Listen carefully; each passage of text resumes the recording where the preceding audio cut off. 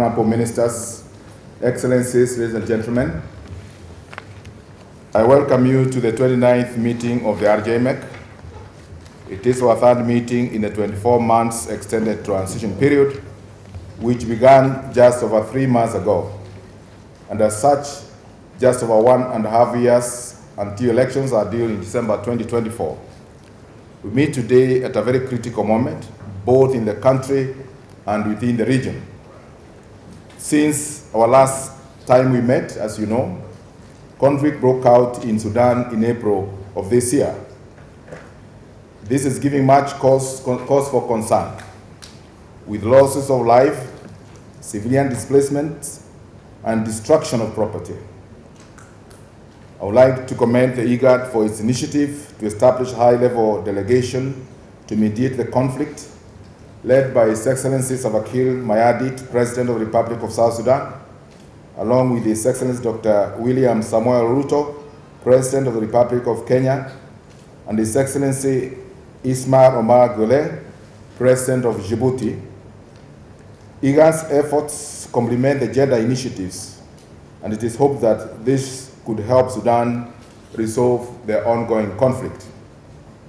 Furthermore, it is commendable that South Sudan readily opened its borders with Sudan to allow returnees and refugees to escape the conflict.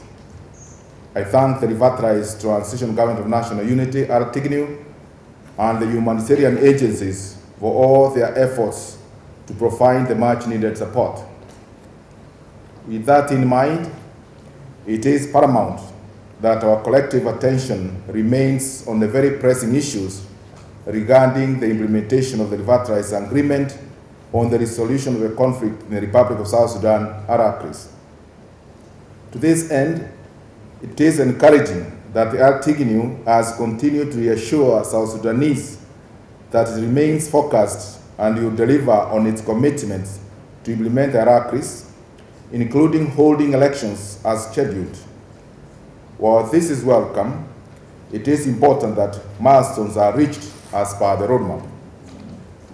On my part, since my last meeting, I have had several engagements here and in the region. I briefed the reconstituted Transition National Legislative Assembly, TNLA, on the status of the implementation of the R-JMEC, highlighted progress made and the challenges impacting the process, including the slow pace of implementation and lack of funding. I pointed out the critical role of the TNLA in enacting laws to support the implementation of the revitalized peace agreement and encouraged them to coordinate their efforts with the executive to deliver on the promises of the agreement. I also engaged a number of R-JMEC ministers and other peace stakeholders. I also briefed His Excellency President William Ruto of Kenya on the status of the implementation of the revitalized peace agreement. Furthermore, I also engaged His Excellency Dr. Wakne, Executive Secretary of IGAD, and His Excellency Dr. Ismail Wise, IGAD Special Envoy for South Sudan. During these engagements, I stressed the importance of the R-JMEC adhering to the roadmap timelines. My statement this morning will provide updates on the progress made in the implementation of the revitalized peace agreement since our last meeting, and I will also highlight some of the recurring challenges and conclude with the recommendations. First, governance. In terms of legislative reforms, the Draft National Election Act Amendment Bill 2023, adopted by R-JMEC Council of Ministers, has now been forwarded to Transition National Legislature, TNLA. The enactment of this bill is very important at this juncture, as it will pave the way for the reconstitution of the National Election Commission, a critical institution for the conduct of elections. I encourage the constituent TNLA to expedite the process for enactment of this bill. Further, the Minister for Justice and Constitutional Affairs has tabled before the constituent TNLA the following revitalized laws: the Banking Act Amendment Bill, A. B. The Bank of South Sudan Act Amendment Bill, C. The National Security Service Act Amendment Bill, D. The National Mine Action Authority Act Amendment Bill, E.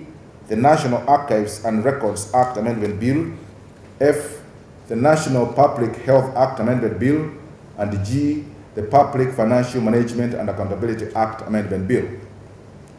These bills will further strengthen the legal and institutional frameworks for the South Sudan and the overall goals for the Iraqis as it is envisaged, including lasting peace and sustainable development, and I therefore urge the RTNLA to expedite their consideration and enactment. Regarding the National Constitution Amendment Committee, NCAC, its extended mandate ended on 18th of May, with 6 critical laws pending review. These are the NGO Act, the Investment Promotion Act, the Mining Act, Transport Act, Pension Fund Act, and the Telecommunications Act. In March 2023, the national members of the NCAC began a boycott of their work over non-payment of their allowances. This boycott remained unresolved at the time its mandate expired. I am aware that substantial work had already been done on the review of the NGO Act and the Investment Promotion Act at the time of the boycott. I request the RTGNU to give direction on how the NCAC can resume and complete its work. In the transition period, the RTGNU is required to reconstitute the Judicial Service Commission, which will spearhead judicial reforms and the restructuring of the judiciary. In addition, the agreement requires that the RTGNU to establish an independent, impartial, and credible constitutional court regulated by the law. These judicial reforms are to be informed by the recommendations from the Judicial Reforms Committee, JRC, to the RTGNU. In this regard, I wish to hear from the JRC the progress made on its work so far. Considering that the elections are due to be held in December 2024, the operationalization of the Political Parties Act is well behind schedule, despite it having been enacted over 10 months ago. The Political Parties Council is still not yet reconstituted. This is a critical body for political parties to register in order to participate in the elections and to entrench the electoral democratic process in South Sudan, as well as improve the overall political and civic space for public participation in the elections. The process of the restructuring and reconstitution of the various commissions and institutions at the national level, as required by the agreement on Article 1.19, is by its schedule, in accordance with the roadmap. All these national institutions play a critical role in improving accountability, transparency, institutional independence, and efficiency in the national governance. I request the RTGNU to brief this meeting on the status of the operationalization of the Political Parties Act and the structuring and constitution of various commissions and institutions. Excellencies, ladies and gentlemen, next on the transition security arrangements, the RTGNU Council of Ministers recently approved a budget of South Sudan pound 3.6 billion for the necessary unified forces. I would like to request the RTGNU and the NTC to brief this meeting on the status of funding, and the JDB to brief on the plans for the deployment of Phase 1 of the unification of forces and the commencements of Phase 2. On the building of the National Police as per Article 2.3.2, it is critical to note that a fair and efficient criminal justice system is a prerequisite for any society based on the rule of law. In that regard, it is encouraging that there are ongoing law enforcement reforms initiatives led by the South Sudan National Police Service and the Ministry of Justice and Constitutional Affairs in cooperation with the University of Juba. In April, with the support of UN Police, Specialist National Public Prosecutors conducted the first training of its kind of judiciary police officers and investigators on sexual and gender-based violence and conflict-related sexual violence. Regarding Citizen VM, it is encouraging to note that its national monitors have returned to work and that an agreement has been reached allowing its monitoring and verification teams to use UNMISS flights and helicopters. In this regard, I reiterate my appreciation to Japan and the Kingdom of Norway for making this happen. However, the Citizen VM leadership has informed me that its most recent board meeting was not conducted as planned due to some administrative concerns from the senior national representatives.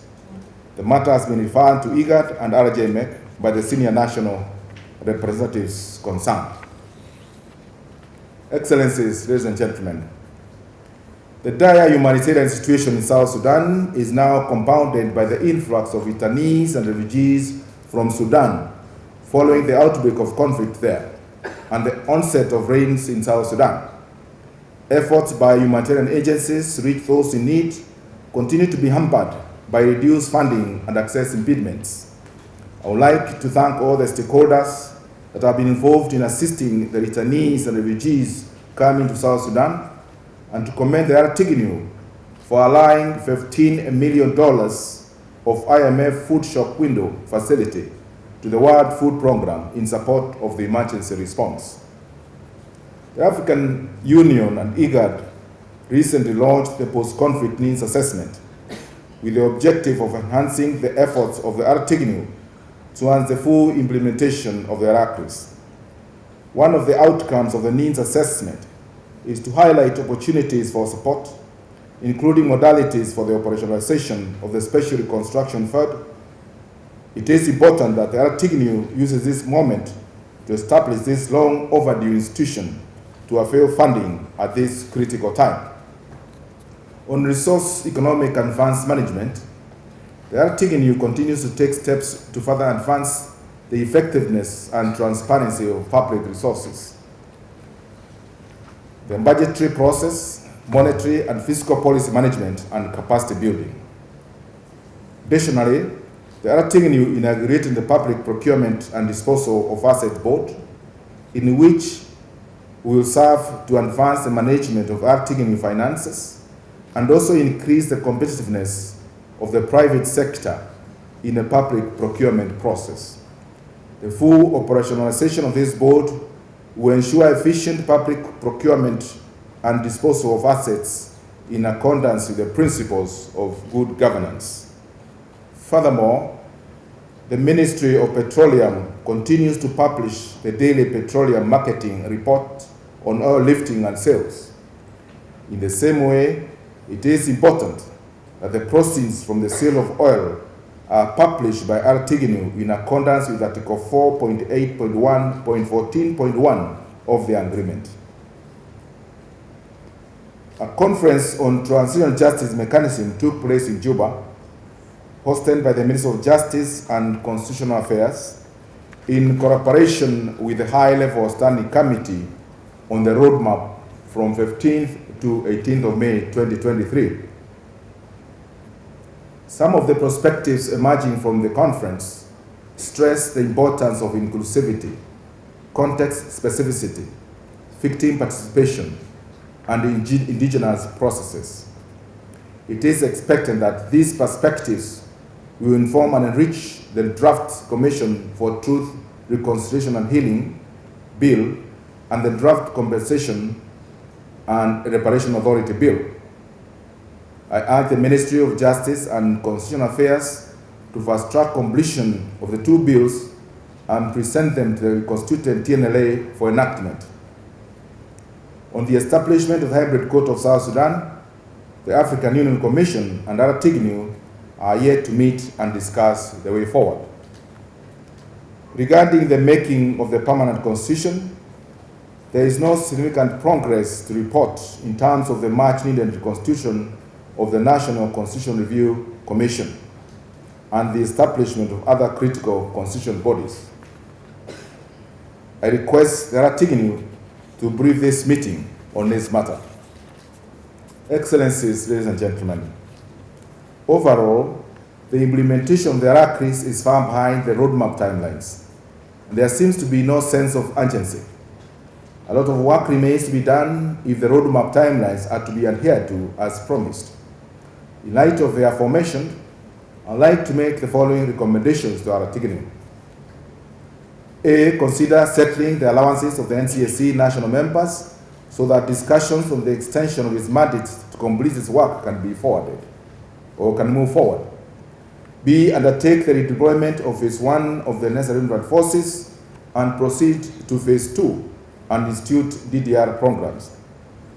C, expedite the establishment of the Special Reconstruction Fund and board to help avail funds at this critical time. B, publish the proceeds from oil sales in accordance with the Petroleum Revenue Management Act 2012 in order to improve transparency and accountability. E, complete the drafting and submission of the CTRH and TRA registration following the successful completion of the Transition Justice Conference. In conclusion, Excellencies, ladies and gentlemen, the RCRIS remains a transformative blueprint for building a stable and resilient South Sudan, which is of great value not only to its citizens, but the region as a whole, especially at this critical time. Therefore, it is imperative for Artigny to inject additional impetus into the implementation of the agreement to achieve the milestones it set for itself in the roadmap. Furthermore, South Sudan needs the support of the region and international community now than ever before. I wish you fruitful deliberations and I thank you.